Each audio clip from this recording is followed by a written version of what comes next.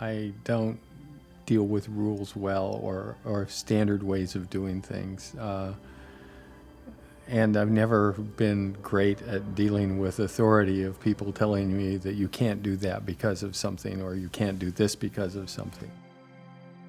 The speaker is John Warnock, the founder of Adobe, the second largest software company in the world.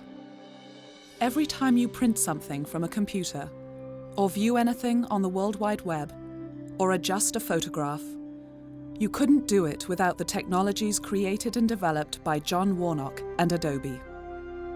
John Warnock doesn't see this success as based on his engineering skills, but on his appreciation for what artists and authors and publishers and photographers and filmmakers need in order to create.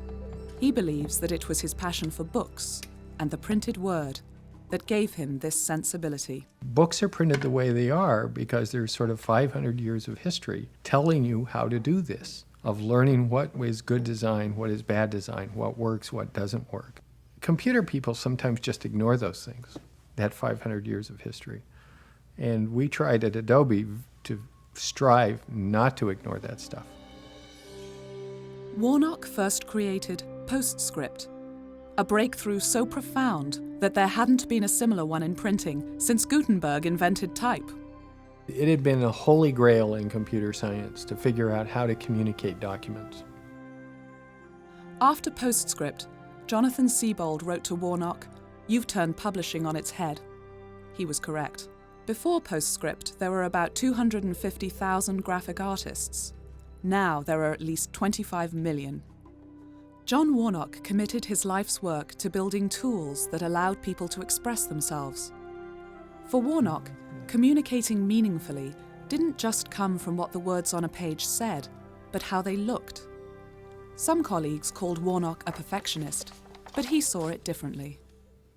I would not say I'm a perfectionist. What I would say is that you try to put taste into the things that you do, and it's so easy to write software that just exhibits bad taste.